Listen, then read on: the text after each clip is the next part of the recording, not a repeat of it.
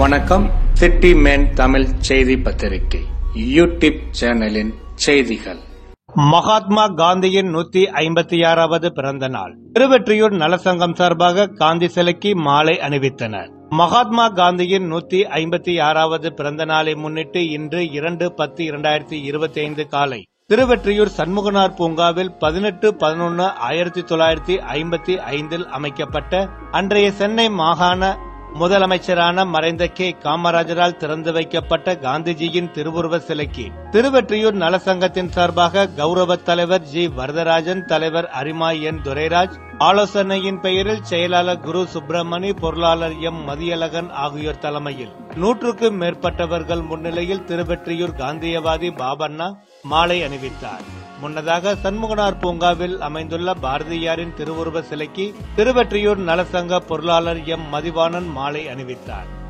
இந்நிகழ்ச்சியில் சேவை பிரியா மகளிர் அமைப்பைச் சேர்ந்த மகளிர்கள் காந்தியடிகள் பற்றிய பாடல் பாடினர். தொடர்ந்து முகமது அபிருத் புத்தன் இயேசு காந்தி பிறந்தது என்ற திரைப்பட பாடலை பாடினார். நிகழ்ச்சியில் தினமணி நிருபர் சிவக்குமார், தமிழ்நாடு முற்போக்கு எழுத்தாளர்கள் கலைஞர்கள் சங்கத்தின் விஜயலட்சுமி சோலை, வழக்கறிஞர் காஞ்சனா தேவி, சட்டக்கல்லூரி மாணவி சக்தி, கோதண்டம் உள்ளிட்ட பலர் காந்தியடிகள் பற்றி பேசினார்கள். நிகழ்ச்சியில் ஜானகிராமன் நன்றியுரை ஆற்றினார். எஸ். பாஸ்கர், வி. இளங்கோ உள்ளிட்டவர்களுடன் ஏராளமானவர்கள் கலந்து கொண்டனர். நிகழ்ச்சியின் முடிவில் நிகழ்ச்சிக்கு வருகை தந்தவர்களுக்கு அருகில் அமைந்துள்ள திருவெற்றியூர் கிளை நூலகத்தில் காலை சிற்றுண்டி வழங்கப்பட்டது.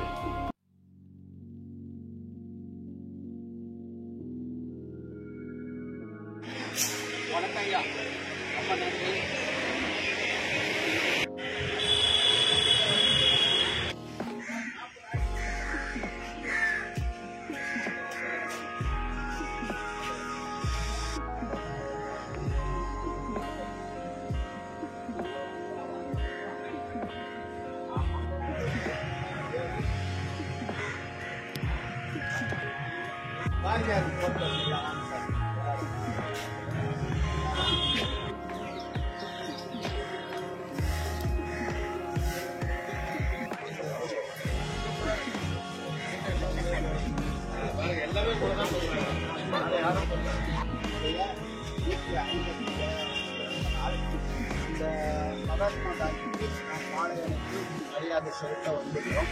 அதே நேரத்தில் சுதந்திரத்திற்காக பாடுபட்ட நமது பாரதியார் அதையும் நம்மால் நிறைவு பண்ண பாரதியார் இதுக்கு நாம் மாலை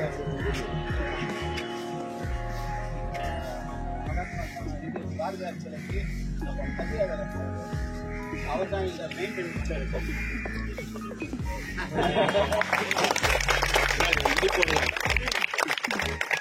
இல்லையா சார்?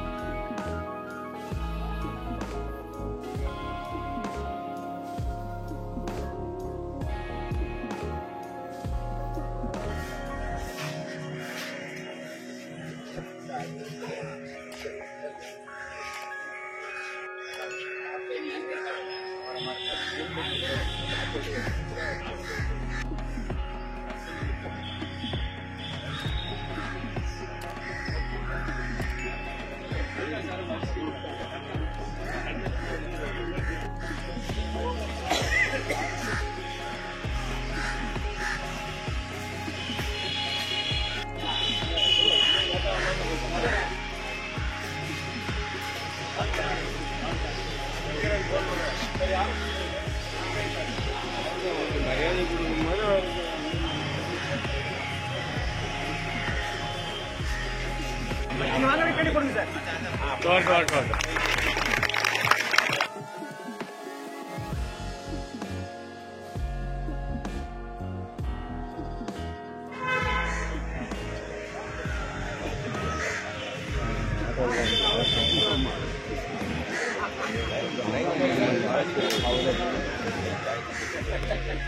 துவக்க வைப்பார்.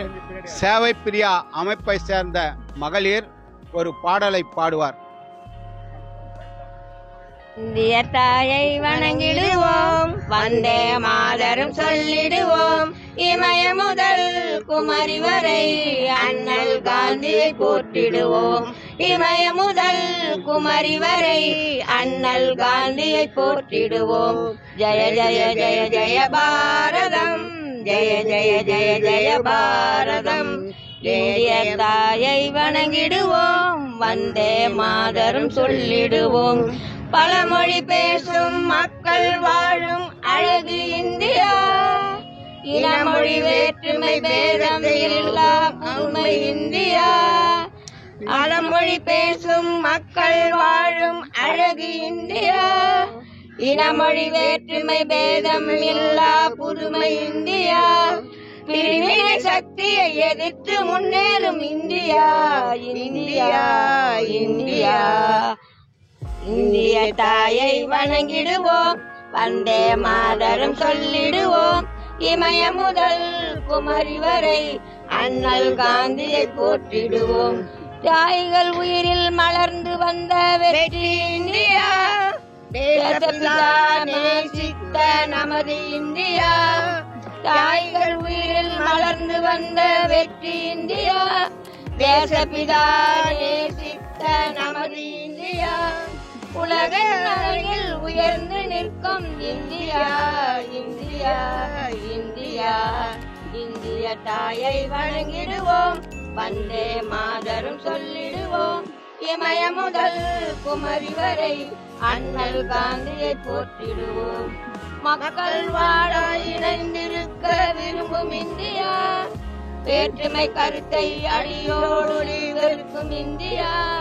மக்கள் ஒன்றாய் இணைந்திருக்க விரும்பும் இந்தியா, வேற்றுமை கருத்தை அடியோடு வெறுக்கும் இந்தியா. ஒற்றுமை ஒற்றுமை தேவை நமக்கு இந்தியா, இந்தியா இந்தியா. இந்திய தாயை வணங்கிடுவோம், வந்தே மாதரும் சொல்லிடுவோம். இமய முதல் குமரி வரை அண்ணல் காந்தியை போற்றிடுவோம், அண்ணல் காந்தியை போற்றிடுவோம், அண்ணல் காந்தியை. ஜெய்ஹிந்த். அடுத்ததாக அபிரூப். புத்தன் இயேசு காந்தி பிறந்தது பூமியில் எதற்காக? தோழா ஏழை நமக்காக. கங்கை யமுனை காவிரி வைகை ஓடுவதெதற்காக?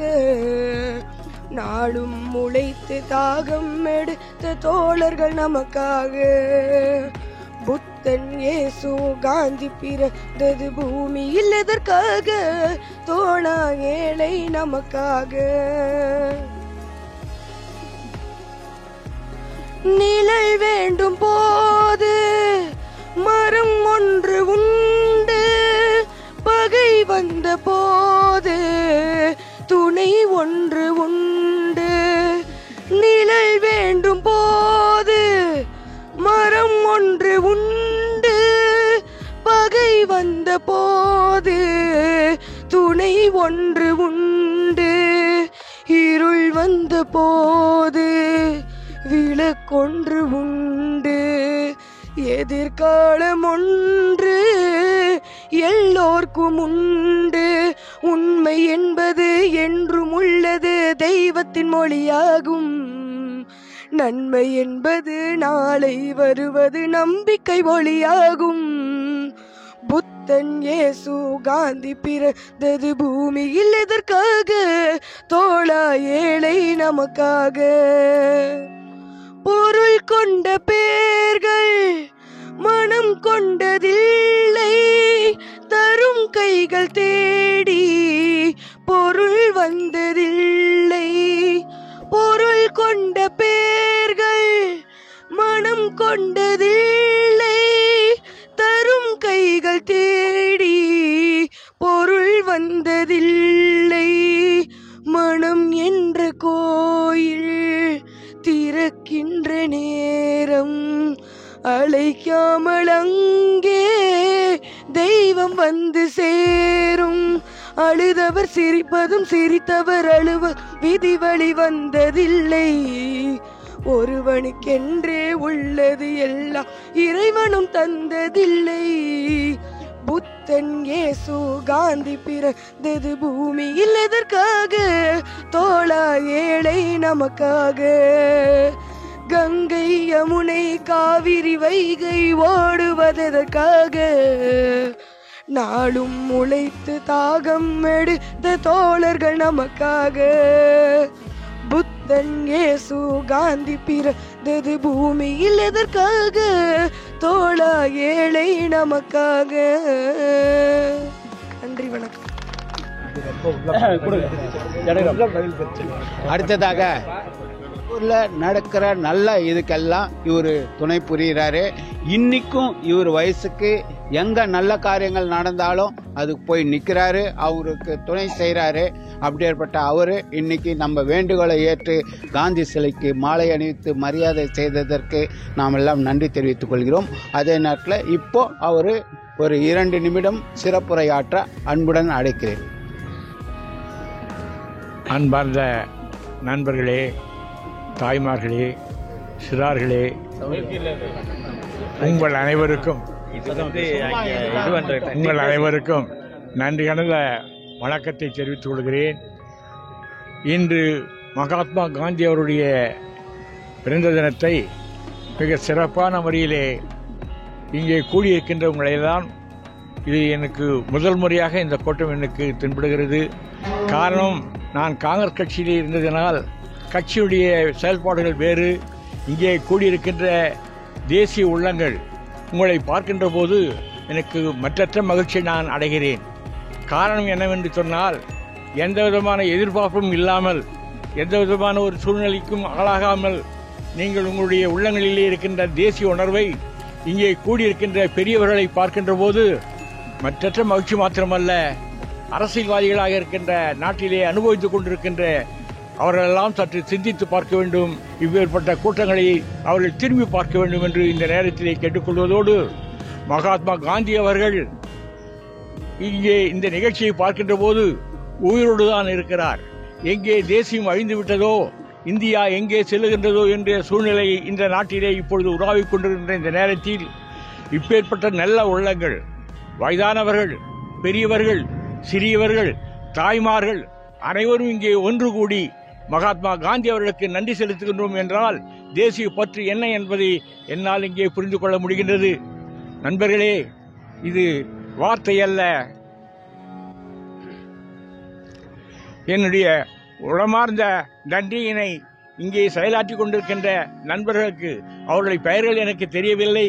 இப்பொழுதுதான் இங்கே உங்கள் மத்தியிலே நான் அடியெடுத்து வைத்திருக்கின்றேன். பல நிகழ்ச்சிகளை நான் கண்டதுண்டு, பார்த்ததுண்டு, செயல்பட்டதுண்டு.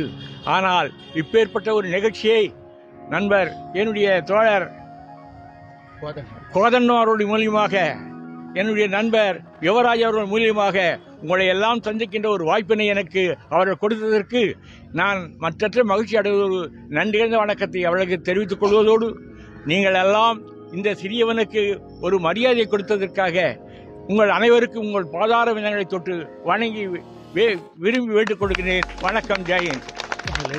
எழுத்தாளர்கள் கலைஞர் சங்கத்தினுடைய தலைவர் அவங்க இருக்கிறாங்க. அவங்க கணவர் வந்து நம்ம பாரதியார் சிலையை கேட்டவுடனே செய்து கொடுத்தார். அவர் இன்றளவும் நமக்கு உதவி செய்து கொண்டிருக்கிறார். அவர் ஒரு மார்க்சிஸ்ட் போராளி. இவங்களை பேசும்படி அழைக்கிறேன். அனைவருக்கும் வணக்கம். நம்ம இங்கே எல்லாரும் கூடியிருக்கோம்னா எல்லாரும் ஒருமித்த கருத்து உள்ளவங்க, சமூக சிந்தனையாளர்கள். இந்த இந்தியா, தமிழ்நாடு, அதுலேயும் இந்த திருவொற்றியூர் நல்லபடி முன்னேறணும் அப்படின்றதுக்காக மிகப்பெரிய நிறைய செயல்களை செஞ்சு நம்மளை எந்த அளவுக்கு நம்ம மெட்ரோ ரயில் இங்கே வந்திருக்குன்னா அதுக்கு காரணம் நம்ம எல்லாரோடைய உழைப்பு தான். நம்மளோட முயற்சி இல்லைன்னா அது வண்ணாரப்பேட்டையோடு நின்று இருக்கும். அது இல்லாமல் இப்போ கூட இவங்க எல்லாரும் போய் மெட்ரோ டைமிங்கை இன்னும் கொஞ்சம் எக்ஸ்டெண்ட் பண்ணணும், மற்ற மாதவரமோட கனெக்ட் பண்ணணும். அதை பற்றிலாம் இவங்க எல்லாம் போய் பேசிட்டு வந்திருக்காங்க. நமக்காக பேசக்கூடியவங்க இவங்க எல்லாருடைய செயல்களோடு இவங்களோட இணைந்து பயணிக்கிறதுல மிகவும் மகிழ்ச்சி அடைகிறேன். வந்து ஒரு எம்எல் ஸ்டூடெண்ட்டு, அவங்க வந்து பிஎல் ஸ்டூடெண்ட்டு. அவங்க வந்து நம்ம நூலகத்தில் தயாரானவங்க. சிறந்த பேச்சாளர், பாரதிதாசன், பாரதியார் விருதுகள் எல்லாம் பெற்றிருக்கிறாங்க. கம்பன் விருது இப்போ சமீபத்தில் கம்பன் விருதும் பெற்றிருக்கிறாங்க. அவங்கள நம்ம இந்த இடத்துல பேசும்படி அழைக்கிறேன். இங்கு கூடியிருக்கும் உங்கள் அனைவருக்கும் என் பணிவான வணக்கத்தை கனிவோடு தெரிவித்துக் கொள்கிறேன். அனைவருக்கும் காந்தி ஜெயந்தி நல்வாழ்த்துக்கள். இந்த இனிய நாளில் மாப்போசி அவர்கள் எழுதிய காந்தியமும் சோஷலிசமும் என்ற தலைப்பிலான புத்தகத்தில் பதிவு செய்யப்பட்டிருந்த சில விடயங்களை உங்களோடு பகிர்ந்து கொள்ளலாம் என்று நினைக்கிறேன். முதலாவதாக கிராம ராஜ்யம். சுதந்திர இந்தியாவை உருவாக்க வேண்டும் என்பது மட்டுமே காந்தியடிகளினுடைய முழு முதற் சிந்தனையாக இல்லை. அதை தாண்டி சுரண்டலற்ற இந்தியாவை உருவாக்க வேண்டும் என்பதுதான் அவருடைய கனவாகவே இருந்தது. அவர் காண விரும்பிய இந்த கிராம ராஜ்யம் என்பதும் கூட சுரண்டலற்ற சமுதாயமாகவே இருக்க வேண்டும். அதை அடுத்து மது ஒழிப்பு, சாதி ஒழிப்பு, சமயங்களற்ற இந்த சமுதாயத்தை உருவாக்க வேண்டும் என்று அவர் நினைத்தது எல்லாமே ஒட்டுமொத்தமாக ஒரு சோஷலிச சமுதாயத்தை உருவாக்குவதற்கான திட்டங்களாகவே பார்க்கப்படுகின்றன. அடுத்ததாக மார்க்ஸோடு அவரை ஒப்பிட்டு பார்க்கும் பொழுது ஒரு ஆகச்சிறந்த மார்க்சின் கொள்கைகளால் ஈர்க்கப்பட்டவராகவே காந்தியடிகள் இருக்கிறார். அவர் தொடர்ந்து பல மார்க்சினுடைய நூல்களை படித்திருக்கிறார். அவர் பூனாவில் சிறையில் இருந்த பொழுது கூட மார்க்சினுடைய நூல்களை விரிந்து படித்திருக்கிறார். சுதந்திரம் நெருங்கிக் கொண்டிருந்த பொழுது அடுத்ததாக பொருளாதார புரட்சியை ஏற்படுத்த வேண்டும் என்பதற்காக தன்னை தயார்படுத்திக் கொள்ளும் பொழுது கூட அவர் தீவிரமாக மார்க்சின் நூல்களை படித்ததாக அவருடைய செயலாளர் குறிப்பிடுகிறார். மார்க்ஸ் போன்று எனக்கு கல்வி திறமை இல்லை, ஒருவேளை அந்த கல்வி திறமை எனக்கு வாய்த்திருந்தால் நிச்சயமாக மார்க்சின் தத்துவத்தை மார்க்ஸை விடவும் இன்னும் சிறப்பாக என்னால் எழுதியிருக்க முடியும் என்று அவர் குறிப்பிடுகிறார். அதை அடுத்து காந்தி ஒரு ஆகச்சிறந்த தீர்க்க தரிசனம் கொண்டவராக நாம் அனைவரும் நன்கு அறிந்ததுதான். அந்த வகையில் இந்த இரண்டாவது உலக போரினுடைய நிறைவு பகுதியில் தான் இந்தியா, ஸ்ரீலங்கா, பர்மா போன்ற நாடுகளுக்கு விடுதலை கிடைத்தது. இதை 1942 ஆண்டு அரிசன பத்திரிகையிலேயே இந்த யுத்தத்தினுடைய முடிவில் ஒரு முதலாளித்துவ நிலை என்பது மடிந்துவிடும் என்று அவர் குறிப்பிட்டிருக்கிறார். ஆனால் அத்தகையதொரு முதலாளித்துவ நிலை மீண்டும் இன்று தலை தூக்குவதும் கவனத்திற்குரியது. அவற்றையெல்லாம் கருத்தில் கொண்டு நாம் அனைவரும் செயல்பட வேண்டும். மார்க்ஸ் காண விரும்பிய இந்த சமத்துவம் நிலையும் காந்தியடிகள் காண நினைத்த சர்வோதயமும் இரண்டும் ஒன்றுதான். அவை அனைத்தும் பேதங்களற்ற ஒரு சமுதாயத்தை உருவாக்க வேண்டும் என்பதுதான். எனவே காந்தியம் என்பது ஒரு வரட்டு சித்தாந்தம் அல்ல, அது ஒரு உயர்ந்த வாழ்க்கை முறை என்று கூறி நல்லதொரு வாய்ப்பிற்கு நன்றி பாராட்டி விடைபெறுகிறேன். நன்றி சக்தி அவர்களே. அடுத்தது வக்கீலாக இருக்கிறாரு. இவர் திருவெட்டூர் நல சங்கத்தில் நிர்வாகியாக இருக்கிறாரு. இவரை பேசும்படி அழைக்கிறேன். அனைவருக்கும் வணக்கம். எல்லாரும் எல்லா விஷயமும் பேசிட்டு அப்புறம் நான் ரொம்ப நேரம் எடுத்துக்கல. நான் இங்க உள்ள நம்ம காந்தியடிகளை பார்க்கும்போது ரொம்ப ஆச்சரியமா இருந்தது. ஏன்னா ஒரு புதுவிதமான ஒரு காந்தியா இப்ப தெரிஞ்சாரு. ஏன்னா பலெல்லாம் போட்டு படிக்கட்டு ஏறி நம்ம மாலை போடுற அளவுக்கு அவர் வளர்ந்துருக்காருன்னா அதுக்கு காரணம் இங்க இருக்க திருவள்ளூர் நல சங்கத்தை சேர்ந்தவங்க தான் அப்படின்னு சொல்லிக்கிறேன். இந்த சிலை பாத்தீங்கன்னா நம்ம காமராஜர் அவர்கள் 1955 திறந்த சிலை. அதை நம்ம இன்னும் பேணி காக்குறோம்னா இங்க இருக்க உங்களை போல ஆட்கள் தான் அதுல ரொம்ப முக்கியம். அதுக்காக உங்க எல்லாருக்கும் நன்றியை தெரிவிச்சுட்டு என் நன்றியை தெரிவிச்சு. இன்று காந்தியுடைய பிறந்த தினம். லால் பகதூர் சாஸ்திரியுக்கும் இன்றுதான் பிறந்த தினம். நமது கர்ம வீரர் காமராஜருடைய நினைவு நாளும் கூட. எனக்கு முன்னாடி பேசின வக்கீலக்கா சொன்ன மாதிரி இந்த சிலையை திறந்து வச்சதும் காமராஜர் தான். இன்னைக்கு காமராஜர் புண்ணியத்தில் அன்னைக்கு நம்ம திருவத்தூர் பஞ்சாயத்து போர்டாக இருந்தது. பஞ்சாயத்து போர்டு அடுத்த கட்டங்களுக்கு நகர்ந்து நகராட்சி ஆகி, நகராட்சியிலேருந்து மாநகராட்சி ஆகி, மாநகராட்சியிலேருந்து காந்தி சிலைக்கு இன்னைக்கு ஒரு ஏறுறதுக்கு நிழல் கொடை கொடுக்குற அளவுக்கு கொஞ்சம் கொஞ்சமாக முன்னேறிட்டே இருக்கிறோம். ஒரு 70 வருஷமா அந்த நம்ம சிலை நம்ம கூடவே பயணம் செஞ்சுக்கிட்டு இருக்குது. அதுக்கு நமக்கு உருவாக்கி கொடுத்த முன்னோடிகளுக்கு இந்த நேரத்தில் நம்ம நன்றி செலுத்துறதுக்கு கடமைப்பட்டிருக்கிறோம். காந்தியை பற்றி ஒரு 2 தகவல்கள் உங்களுக்கு சொல்லலாங்கிறக்காண்டி ஆசைப்படுறேன். நவகாலி யாத்திரை எல்லாருக்கும் பேர் நம்ம கேள்விப்பட்டிருப்போம். இந்த இடத்துல நான் மதத்தை குறிப்பிடுறதுக்காண்டி கொஞ்சம் மன்னிச்சுக்கிடணும். ஏன்னா சில செய்திகள் நமக்கு தெரியறது இல்லை, அதை நம்ம வெளியே சொல்லணுங்கிறதுக்காண்டி அந்த தகவலை உங்களுக்கு சேர்த்து சொல்கிறேன். நவகாலி யாத்திரைங்கிறது இன்றைய கல்கத்தா பக்கத்தில் இருக்கக்கூடிய ஒரு குட்டி கிராமம். அங்கே நம்ம சுதந்திரத்துக்கு முன்னாடியே 1946 நவம்பர் 7 ஒரு கலவரம் வெடிக்குது. அங்கே ஏகப்பட்ட இந்துக்கள் சாகடிக்கப்படுறாங்க. ஒரு 5000 பேர் வரைக்கும் அவுட்டு. அதை கேள்விப்பட்டு காந்தி போய் அங்கே போய் முதல்ல உட்காடுறாரு. உட்காந்து நவகாலி யாத்திரையை தொடங்குறாரு. உண்ணாவிரதம் இருக்கிறாரு. ஒரு 4 மாதம் அந்த உண்ணாவிரதம் தொடர்ந்து நடந்துகிட்டே இருக்குது. இதுக்கு பழி வாங்குறேன்னு சொல்லி போட்டு பீகாரில் ஏகப்பட்ட முஸ்லீம்களை இந்துக்கள் காலி பண்ணிட்டு இருக்கிறாங்க. நேருவும் வல்லபாய் பட்டேலும் நேருவை பார்த்து காந்தியை பார்த்து பேசுறாங்க. இதுக்கு நாங்க பீகார்ல முதல்ல மிலிட்டரியை வச்சு அந்த போராட்டத்தை ஒடுக்குறோம், அங்க முடிச்சுட்டு இங்க நீங்க கொஞ்சம் அமைதிப்படுத்திட்டு இருங்க, அந்த மிலிட்டரி அப்படியே கொண்டு வந்து இங்கேயும் கொண்டு வந்து இறக்கிடுறோம் அப்படின்னு சொல்லி நேரு கேட்கிறாரு. அதுக்கு காந்தி சொன்ன ஆலோசனை, மிலிட்டரியை கொண்டு வந்து இறக்குறதுக்கு நீ எதுக்கு, பிரிட்டிஷ்காரனே போதுமே, பிரிட்டிஷ்காரர் அதை தானே செஞ்சுட்டு இருந்தான், துப்பாக்கியை வச்சுக்கிட்டு ஒரு புது ஜனத்தை கொள்றதுங்கிறது அது எதுக்கு ஒரு நாட்டுக்கு நம்ம தலைவர்கள் செய்யற ஒரு செயலா அப்படின்னு சொல்லி கேட்கிறாரு. காந்தி நேரு வந்து மறந்து போயிடுறாரு. அவர்கிட்ட இருந்து இப்படி ஒரு பதில் வரும்னு மறந்தும் நினைச்சு பார்த்துருக்க மாட்டாங்க. இப்ப நம்ம இதை சமீப காலங்களில் சில ஊர்களில் துப்பாக்கி சூடே அரசாங்கம் நடத்துது, துப்பாக்கி சூடு அரசாங்கமே செய்யுது. அதை நம்ம ஒரு அரசியல் ரீதியில் அந்த கட்சி இந்த கட்சி இப்படிலாம் நினைக்கிறோம். சொந்த மக்களை முந்தாநாத்து நடந்த கரூர் இது வரைக்கும் சொந்த மக்களை யாரும் கொள்றதை யாரும் விரும்பக்கூடாது. நானே எங்க அண்ணனை கொள்றேன் அப்படின்னா அது தவறுன்னு எல்லாருமே சுட்டி காட்ட பழகணும். நம்ம என்ன பண்றோம், பெரும்பாலும் அதை தாண்டி போகிறோம். காந்தி சொன்னதை அன்னைக்கு நேரு கேட்டாரு, இன்னைக்கு சுப்பிரமணியம் சொல்றது இளங்கோவே கேட்க மாட்டேங்கிறாரு. அதனாலதான் நமக்கு ஏகப்பட்ட சுமைகளையும் நம்ம சுமந்துகிட்டே இருக்கிறோம். வர்ற காலங்கள்ல நம்மளோட முன்னோடிகள் ஏதோ சின்ன சின்ன பாதைகள் போட்டு போயிருப்பாங்க. அந்த பாதைகள்ல நம்மளும் சேர்ந்து பயணிக்கிறது மட்டும் முக்கியம் இல்லை, அவருடைய கருத்துக்கள்ல 1-2 சேர்ந்து சுமப்போம் அப்படிங்கிற ஒரு உறுதியை இன்னைக்கு நம்ம எடுத்துக்கிட்டோன்னு ஆசைப்படுறேன். 2வது தகவல், மதுரை மண்ணுக்கும் காந்திக்கும் தமிழ்நாட்டை பொறுத்தவரைக்கும் ஒரு பெரிய தொடர்பு உண்டு. அவரை அரை நிர்வாண கோமாளின்னு சொல்லி அரை நிர்வாண பக்கிரின்னு சொல்லி இங்கிலாந்து பத்திரிகைகள்லாம் எழுதினது. அன்றைய சர்ச்சில் கூட அதை ஆமோதித்து தான் இது பண்ணாரு. அவருடைய கட்டுரையில கூட அந்த பேர்களை போட்டிருக்கிறார், அரை நிர்வாண பக்கிரி. அதுக்கு முன்னாடி வரைக்கும் பாத்தீங்கன்னா காந்தியுடைய பழைய படங்களை நீங்க பாத்துருக்கீங்களோ இல்லையோ, இதுக்காக வேண்டியாச்சும் பாருங்க. தலையில ஒரு பெரிய டர்பன் கட்டிருப்பாரு. இப்போ வர்ற ராஜஸ்தானிய குஜராத்திய வர ஸ்டைல ஏகப்பட்ட துணியை மேல கவர் பண்ணியிருக்கோம், மேல கோட்டெல்லாம் போட்டிருப்பாரு.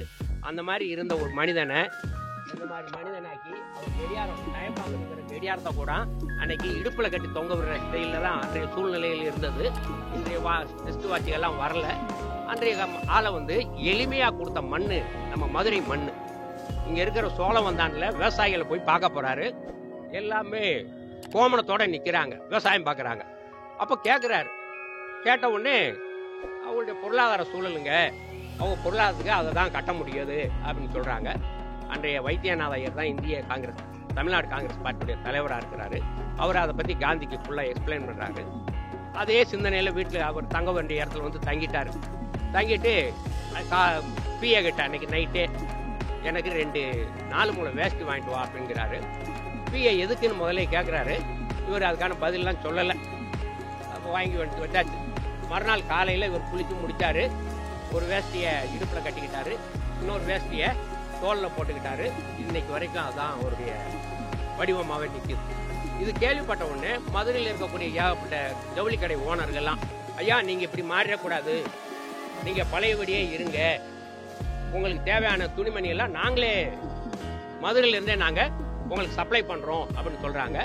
காந்தி அதுக்கு சொன்னது பதில், அன்றைய மக்கள் தொகை வந்து 30 கோடி. இந்த 30 கோடி மக்களுக்கும் நீங்க உங்க ஜவுளி கடையில இருந்து கொடுக்கறதா இருந்தா நான் என் பழைய துணியை போட்டுக்கிறேன், தலைவருக்கு மட்டும் நீங்க தரதா இருந்தா நான் நிராகரிக்கிறேன் அப்படிங்கிறாரு. அது அப்படியே நீடிக்குது, இன்னைக்கு வரைக்குமே நீடிக்குது. நீங்க மதுரை ரயில்வே ஸ்டேஷனுக்கு போனீங்கன்னா, மதுரைக்கு இவர் வந்து ஒரு 9 தடவை போயிருக்கிறார். எந்தெந்த ஆண்டு அப்படிங்கறது அங்க ஒரு சின்ன கல்வெட்டு மாதிரி வச்சிருக்காங்க. அந்த மாதிரி கல்வெட்டு முன்னாடி நம்ம சென்ட்ரல் ஸ்டேஷன்ல இருந்தது. அது புண்ணியவான் புண்ணியத்துல இந்த மாதிரி தகவல்கள் எல்லாம் மக்களை போய் சேரக்கூடாது அப்படிங்கிற அடிப்படையில் அதெல்லாம் எடுத்துட்டாங்க. நீங்க அங்க இன்னும் அந்த கல்வெட்டு இருக்குது. மீனாட்சி அம்மன் கோயிலுக்கு அவரை கூப்பிடுறாங்க ஒரு தடவை, ஐயா நீங்க எத்தனை தடவை நம்ம ஊருக்கு வர்றீங்க, எங்க ஊர்ல பெரிய கோயிலா இது இருக்குது, நீங்க வரணும் அப்படின்னு சொல்லி வலியுறுத்துறாங்க. என்னைக்கு எல்லாருமே ஆலயத்துக்குள்ள போகலாங்கிற ஒரு உரிமை கிடைக்குதோ அன்னைக்கு நான் அங்க வர்றேன் அப்படின்னு சொல்லி இவர் சொல்லி மறுத்துடுறாரு. அவருடைய வாழ்நாள் முழுக்கவே மீனாட்சி அம்மன் கோயிலுக்கு அவர் போகல. இந்த தகவல் உங்களுக்கு ஷேர் பண்ணணும்னு நினைக்கிறேன். திண்டுக்கல் பக்கத்துல காந்தி கிராமம்னு ஒரு இடம் இருக்கும். இவர் ரயில்ல அந்த பக்கம் போறாரு. அந்த நிர்வாகியை பார்த்து மக்கள்லாம், ஐயா காந்திய நம்ம ஊர்ல நிக்க வைங்கள ஒரு 2 நிமிஷம் அப்படிங்கிறாங்க. ஏப்பா திண்டுக்கல்ல நின்னதுன்னா திண்டுக்கல் எடுத்து மதுரையில தான் நிற்கும் அப்படின்னு சொல்லி சொல்றாங்க. ஆனா ஜனங்களுக்கு ஒரே ஆர்வம், நீங்க நிக்கணுமே, தலைவரை பார்க்கணுமே அப்படிங்கிற ஆர்வம். அந்த ரயில் வர்றப்ப எல்லாமே 2 பக்கமும் திறந்து போய் நிற்கிறாங்க. அதை காந்தி தற்செயலாக பார்த்துடுறாரு. இந்த தகவலை அங்கே மாற்றி இங்கே மாற்றி என்ஜின் டிரைவர் வரைக்கும் போயிட்டு வண்டியும் ஒரு 2 நிமிஷம் நிற்கிறாங்க. காந்தி நின்னதுனால இன்னைக்கும் அங்கே அந்த ஊர் அம்பாத்துறைன்னு சொல்லியிருக்கோம், குட்டி கிராமம். அந்த ஊரில் சில ரயில்கள் எல்லாம் எக்ஸ்பிரஸ்ல நின்று போகுது. மனுஷன் படுத்தாலும் அது வரலாறு, நின்னாலும் வரலாறு, உட்காந்தாலும் வரலாறு. அது எல்லாருக்கும் அமையாது, நம்ம தாத்தாவுக்கு அமைஞ்சிருக்குது. வாழ்த்துக்கள், நன்றி. அவர்களே, நம்ம யாராவது கொஞ்சம் சுகர் இருக்கிறவங்க சாப்பிட்றணும் அப்படின்னாக்கா நம்ம லைப்ரரியில் டிஃபன் ரெடியாக இருக்குது, போய் சாப்பிட்லாம். இந்த மீட்டிங்கில் ஒரு 2 நிமிஷம் தாமதமாகுது, இந்த வந்துடுறோம். இப்பொழுது கோதண்டம் அவர்கள் சுருக்கமாக பேசி முடிச்சிடறேன். அனைவருக்கும் வணக்கம். இங்கே நிறைய பேர் வந்துட்டு இன்னைக்கு சேர்ந்து இருக்கிறது ரொம்ப சந்தோஷமான விஷயம். போன வருஷத்துக்கு இந்த வருஷம் பார்த்தீங்கன்னா டபுளாக வந்திருக்கோம். அந்த அளவில் வந்துட்டு நம்ம போன வருஷம் ஒரு சபதம் ஏற்றுக்கிட்டு தான் போயிருந்தோம். வரும்போது ஒவ்வொருத்தரையும் அடுத்த வருஷம் கூப்பிட்டு வரணும். இந்த வருஷம் பார்த்தீங்கன்னா எல்லாரும் ஒவ்வொருத்தரும் கூப்பிட்டு வந்திருக்கோம், அதனால தான் டபுளாக வந்திருக்கோம். இது எப்பவுமே நீடிக்கணும், எல்லா விஷயத்திலுமே நம்ம நீடிக்கணுன்றதை இங்கே தெரிவிச்சுக்கிறேன் முதல்ல. அடுத்தது பார்த்தீங்கன்னா காந்தி என்னென்ன சொன்னாரோ அத்தனைக்கும் ஆப்போசிட்டாக தான் நம்ம பண்ணிட்டு இருக்கோம். இது எல்லாருக்குமே தெரியும். தெரிஞ்சு நம்ம காந்தி சொன்னதை செய்வோம், காந்தி சொன்னதை செய்வோம். எதை செய்ய போறோம்? ஜாதி மதங்கள் வேண்டான்னாரு. ஜாதி மதங்கள் தான் முதல்ல பார்க்குறோம். பொருளாதார ஏற்றத்தாழ்வற்ற ஒரு சமூகத்தை உருவாக்குறனாரு. பொருளாதாரம் இங்கே என்னன்னு கேட்டீங்கன்னா, யார் வளர்ச்சி அடைந்திருக்காங்களோ அது இந்திய வளர்ச்சின்னு காட்டக்கூடிய அளவில் தான் நம்மளுடைய வளர்ச்சி காட்டிட்டு இருக்கோம். நேற்றுக்கு பார்த்தீங்கன்னா தெரிஞ்சிருக்கோம், 2 பேரு தான் இங்கே இந்தியா வளர்ச்சியை காட்டிட்டு இருக்கு. அம்பானியா, அதானியா. இவங்களுடைய போட்டிகள் தான், ஒரு முறை இவங்க வராங்க, ஒரு முறை அவங்க வராங்க. இப்படிதான் நம்மளுடைய வளர்ச்சி. இதுதான் இந்தியாவுடைய வளர்ச்சின்னு சொல்லிட்டே இருக்கிறோம். மக்களுடைய வளர்ச்சி தான் இந்தியாவுடைய வளர்ச்சியா என்னைக்கு சொல்றோமோ அன்றுதான் உண்மையான வளர்ச்சியா இருக்க முடியும். ஆனால் இங்க என்னன்னு கேட்டீங்கன்னா, மக்கள் வளர்ச்சி பத்தி யாரும் அக்கறை எடுத்துக்கிட்டே கிடையாது. தனி மனித வளர்ச்சி ஆகட்டும், இங்க என்னன்னா எல்லாருக்குமே சுயநலம் அதிகம். தனி மனித சுயநலம், ஒரு அமைப்பின் சுயநலம், ஒரு கட்சியின் சுயநலம், ஒரு நாட்டின் சுயநலம், இப்படிதான் வாழ்ந்துட்டு இருக்கோம். ஒட்டுமொத்த மக்களுடைய சுயநலம் இருக்கான்னு கேட்டீங்கன்னா, எந்த மக்களை பத்தி அக்கறை எடுத்துக்காம அவங்கவுங்க சுயநலத்தை மட்டுமே முன்னிலை படுத்துறதுனால்தான் இங்க நெருக்கடியான சூழ்நிலை வாழ்ந்துட்டு இருக்கும், மன அழுத்தத்தோட வாழ்ந்துட்டு இருக்கும். எந்த நிகழ்ச்சியா இருந்தாலும் பாத்தீங்கன்னா மக்கள் கூட்டம் கூட்டமா போயிட்டு முன்னாடி நிக்கிறாங்க. அது எந்த கட்சிக்காகவாது இருக்கலாம், எந்த அமைப்புக்காவது இருக்கலாம். ஏன்னா அவங்களுக்கு தேடுதல் அதிகமா இருக்கு, மக்களுக்கான தேடுதல் இருக்கு இல்லையா? இந்த தேடுதல்னால்தான் யார் பின்னாடியாவது போகலாமா, யாராவது நல்லது செய்வாங்களா, அப்ப இருக்கக்கூடியவங்கெல்லாம் செய்யலன்றதுன்னு அர்த்தம். கட்சிகள், அரசியல் ஏதாவது வந்துட்டு சரியான மக்களுக்கானது செய்யறதா இருந்தா இவங்க தேட வேண்டிய அவசியம் கிடையாது. அதனால வேற பாதையை தேடி தேடி போயிட்டு அவங்க உயிர் எடுக்கிறதுல இருந்து அத்தனை விஷயங்களும் நடந்து கொண்டே இருக்கிறது இந்த நாட்டுல. அதுக்கு ஒரு உதாரணம் சொல்லணும்னு பார்த்தா, 2007 தான் வந்துட்டு ஐநா சபையில வந்துட்டு ஒரு தீர்மானம் கொண்டு வராங்க, வன்முறையற்ற உலகத்தை படைப்போம் அன்ட்டு. எங்க ஐநா சபையில சொல்லக்கூடிய வன்முறையற்ற உலகத்தை படைப்போம்னு சொன்னது வார்த்தை ஒரு ஃபார்மாலிட்டி வார்த்தை. எப்படி இங்க ஜனநாயகம் ஒரு ஃபார்மாலிட்டி, மக்களுடைய பிரச்சனைகள் ஃபார்மாலிட்டி, எல்லாமே ஃபார்மாலிட்டியே இருக்கோ, அதே அடிப்படையில் ஜனநாயகம்ன்றது வன்முறையற்ற ஒரு உலகத்தை படைப்போம் ஐநா சபையில சொல்றான். ஆனா ஒரு நாடாவது ஐநா சபை கட்டுப்பட்டு செய்வான்னு கேட்டீங்கன்னா, ஐநா சபையை வச்சுக்கிட்டே எல்லா வன்முறையும் நிகழ்த்தது மிகப்பெரிய நாடுகள் தான் இன்னைக்கு நடத்திட்டு இருக்கு. அது தனி மனித பிரச்சனைகளா இருந்தாலும் சரி, ஒட்டுமொத்த பிரச்சனைகளா, ஒரு அரசியல் பின்னிலை இல்லாம அரசியலோட எல்லா இடத்துலயுமே அரசியல் அற்ற ஒரு பிரச்சனைகள் நடக்கிறதே கிடையாது. அதுக்கு ஒரு அரசியல் சாயம் உண்டு எல்லாவற்றுக்குமே. இதுதான் இன்றைய சமூகம். இது கிட்டத்தட்ட 78 வருஷம் நம்ம பேசிட்டே இருக்கோம். சுதந்திரத்துல இருந்து பேசுறோம், ஒவ்வொரு நிகழ்ச்சியும் ஃபார்மாலிட்டியா நடத்திட்டு போயிட்டே இருக்கோம். எப்படி ஐநா சபை ஒரு நிகழ்ச்சியை வந்துட்டு நம்ம வன்முறையற்ற சமூகத்தை உருவாக்கலாம்னு சொல்றதோ, அதே போல நம்மளும் இங்க சுதந்திரம், காந்தி ஜெயந்தி, பாரதியார் நினைவு நாள் எல்லாத்தையும் நம்ம ஒரு ஃபார்மாலிட்டியா நடத்திக்கிட்டு போயிட்டே இருக்கோம். இந்த நிகழ்வுகள் எல்லாமே மக்களுக்கானதா மாற்றாமல் எதையும் செய்ய முடியாது. இன்னொரு நிகழ்ச்சி மட்டும் நான் சொல்லி முடிச்சுக்கிறேன். காந்தி அகிம்சைன்றோம், நேதாஜி ஆயுத போராட்டம் சொல்றோம். இந்த இரண்டும் மட்டுமே முழுமையா பண்ணிட்டு இருந்தாங்க இந்தியா மிக சுபிட்சமான ஒரு நாடா மாறி இருக்கும். ஏன்னா எந்த ஒரு நாடுமே எடுத்துக்கிட்டாலும், சக்தி பாப்பா சொன்னது வந்து ரொம்ப அருமையான மார்க்சியத்தை பத்தி பேச ஆரம்பிச்சாச்சு. நான் சக்தி கிட்ட சொல்லியிருக்கேன், அம்மா நீ வந்துட்டு ராமாயணத்துல போயிடாத, பாரதத்தில் போயிடாத, மகாபாரதத்தில் போயிடாத, தயவுசெய்து இப்படி மனு ஆரம்ப காலத்தில் பேசியிருக்கேன். அது இன்னைக்கு பார்த்தா கரெக்டாக அந்த பாப்பா பேசுனது ரொம்ப சந்தோஷமான விஷயம். மார்க்சியத்தை பற்றி பேச ஆரம்பிச்சாச்சிங்க. அந்த பாப்பா பேசினா கண்டிப்பாக 100 பேர் கேட்பாங்க. நான் பேசின ஒரு ஆள் தான் கேட்பாங்க. அந்த ஒரு ஆள் கூட என் கூட இருக்கிறாள் என்னை கிண்டல் பண்ணுவார் இல்லையா? அதனால வேண்டி அந்த பாப்பா பேசுனது என்ன நல்லா சந்தோஷமான விஷயமா எடுத்துக்கிறேன். அடுத்தது ஏன் இதை நான் சொல்றேன்னு கேட்டீங்கன்னா, வெகுஜன அமைப்பும் ஆயுத போராட்டமும் இந்த இரண்டும் மட்டும் ஒன்று சேர்ந்தால் மட்டும்தான் மக்களுக்கான விடுதலை கிடைக்கும். இதுதான் உலக நாடுகளில் நடந்த ரெவல்யூஷன், புரட்சிகள். அது சைனா புரட்சி ஆகட்டும், ரஷ்ய புரட்சி ஆகட்டும், கியூபா புரட்சி ஆகட்டும், எல்லா கம்யூனிஸ்ட் புரட்சிகளுமே அப்படிதான் நடந்து முடிஞ்சிருக்கு. வெகுஜன அமைப்பும் ஆயுத போராட்டம். இங்க மட்டும்தான் வெறும் தேர்தல் வியூகமா நடத்திக்கிட்டு கம்யூனிஸ்ட் கட்சிகளும் பின்வாங்கி இருக்கு. இந்த சூழ்நிலை மாறாமல் எங்கேயுமே நம்ம மக்களுக்கான போராட்டங்கள் கையில் எடுக்காமல் நிச்சயமாக இது ஒரு மக்களுக்கான பிரச்சனையா முடியாது என்றதை நான் தெரிவிச்சுட்டு முடிச்சுக்கிறேன். நன்றி. நன்றி. அடுத்ததாக நம்ம கடைசி நம்ம சிவகுமார் அவர்கள், தினமணி பத்திரிகையினுடைய ரிப்போர்ட்டர், சீனியர் ரிப்போர்ட்டர், அவர் இப்ப பேசுவாரு. அதுவும் 2 நிமிஷம் தான். 2 நிமிஷம் மேல கிடையாது. திருவொற்றியூர் நல சங்கம் சார்பில் நடக்கக்கூடிய 157வது காந்தி ஜெயந்தியினுடைய பிறந்தநாளை முன்னிட்டு நடைபெறவுள்ள இந்த நிகழ்ச்சிக்கு ஏற்பாடு செய்த அனைவருக்கும், வந்திருந்த அனைவருக்கும் எனது நன்றியை தெரிவித்துக் கொள்கிறேன். காந்தியை பற்றி பேசுறது கடலில் முத்தெடுக்கிறது மாதிரி, அதனால காந்தியடிகளை பற்றி முழுமையாக பேசுறதுக்கான வாய்ப்புகள் இருக்காது ஐயா, முழுமையாக இருக்காது. நான் ஒரு அனுபவத்தை மட்டும் சொல்லிட்டு 2 அல்லது 3 நிமிடங்களில் முடிக்கும் சார். நேற்று 5 சொன்னார், இப்போ 3ன்னு சொல்லிட்டாரு. இருந்தாலும் சொல்கிறேன். நன்றி. அதாவது நம்ம எல்லா கொள்கையிலும் மதுவிலக்கு, மதுவிலிருந்து எல்லா விஷயங்களையும் அவர் நிறைய சொல்லியிருக்காரு. நான் 2 விஷயத்தை தான் சொல்ல போகிறேன்.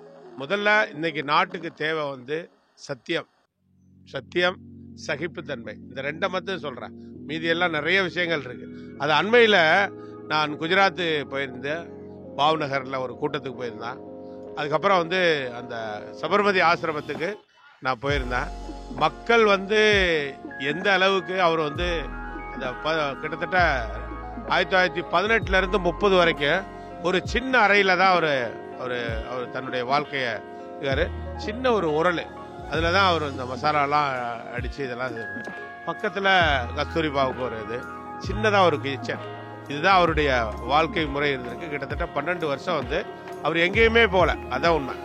12 வருஷம் சபர்மதி ஆசிரமத்திலேயே அவர் இருந்தார். அதுக்கப்புறம் தண்டி யாத்திரை போனவர் சாகும் வரை அவர் திரும்பி வரவே இல்லை. அதில் ஒரு சங்கதியை மட்டும் சொல்லிக்கிறேன். எப்படி இருந்த அந்த குஜராத் மாநிலத்தில் நான் பயணம் போயிட்டு இருந்தப்ப ஒரு வாகனம் ஓட்டி அவர் சொல்றப்ப ஒரு ஏரியாவை கடந்து போறப்ப எந்த காந்தி சகோதரத்துவத்துக்காக வேண்டி பாடுபட்டாரோ, சகிப்புத்தன்மைக்காக பாடுபட்டாரோ, அதே குஜராத் மாநிலத்தில் அந்த வாகனம் ஓட்டி ஒரு இடத்தை கடந்து போகும்போது சொல்றாரு, என்ன சொல்லியிருப்பாருன்னு நீங்களே முடிச்சுங்க. இது என்ன ஏரியான்னு கேட்டேன். இது கொஞ்சம் கூட்டமா இருந்தது. இது என்ன ஏரியான்னு கேட்கும் போது, இதெல்லாம் பாகிஸ்தானி, இவர்களெல்லாம் பாகிஸ்தானி. அப்ப இவர்களெல்லாம் பாகிஸ்தானி, மீத விருப்பெல்லாம் இந்துஸ்தானி என்றால் இந்த நாடு எங்கே சென்று கொண்டு இருக்கிறது என்பதை நான் உணர வேண்டும். அதை நோக்கிய இதுலதான் இன்னைக்கு இருக்க எல்லா தலைவர்களும், குறிப்பா எந்த இயக்கம் யார் என்னன்றதெல்லாம் உங்களுக்கு நான் சொல்லி இங்கு அரசியலாக்க விரும்பவில்லை.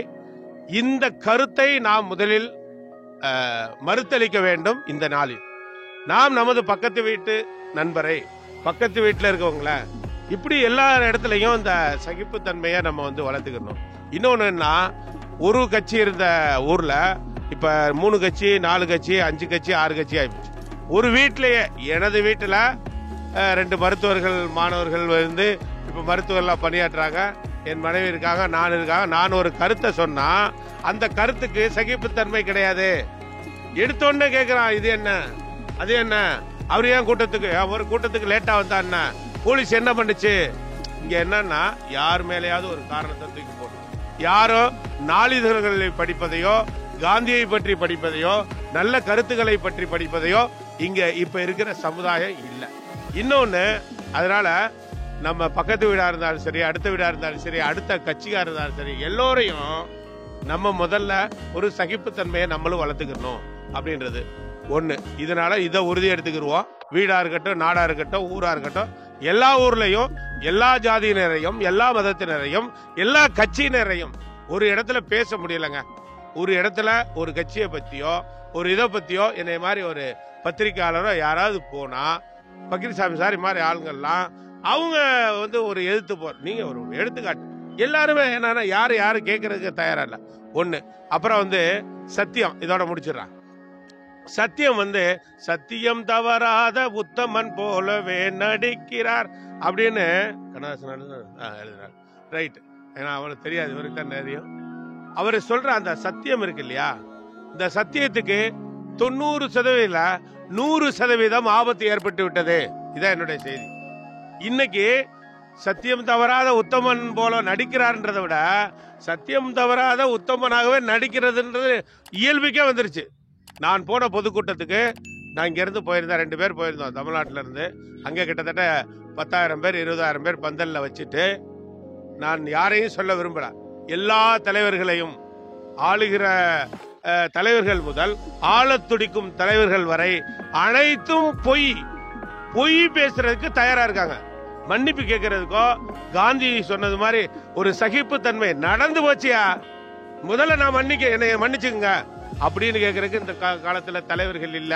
விட்டில் பூச்சிகளாக இந்த நாட்டில் கோதண்டா சார் சொன்ன மாதிரி மார்க்சியம்னா என்னன்னு தெரியாது, காந்தியம்னா என்னன்னு தெரியாது, திராவிடம்னா என்னன்னு தெரியாது, எதுவும் தெரியாத ஒரு ஜன கூட்டத்தை நாம் வளர்த்து கொண்டிருக்கிறோம், நாம் பார்த்து கொண்டிருக்கிறோம்.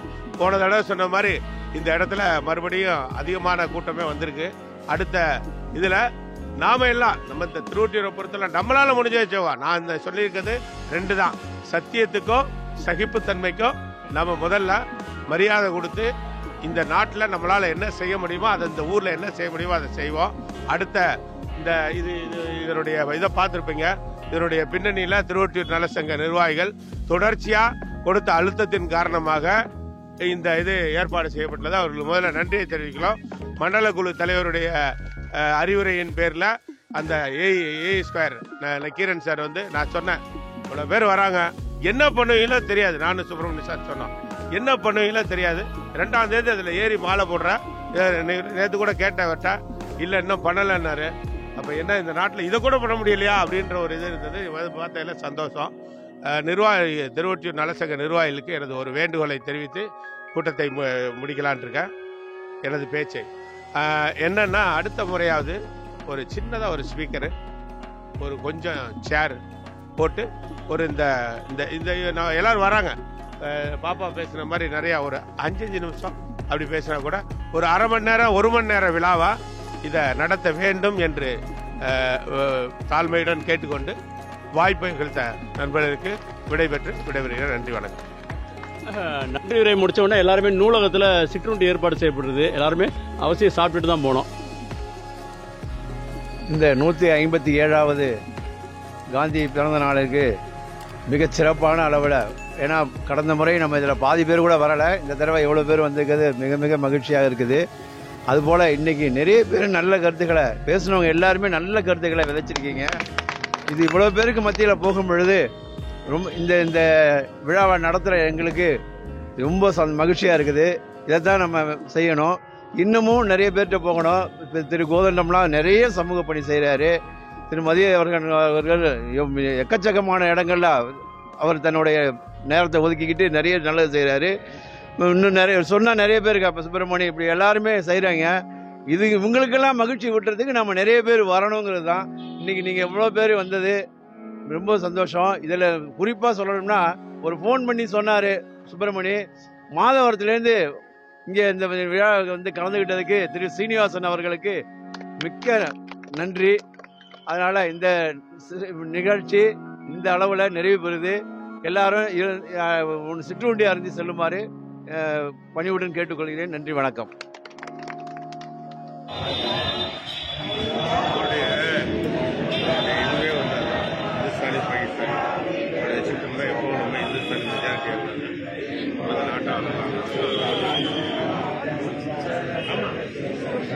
ஆமா.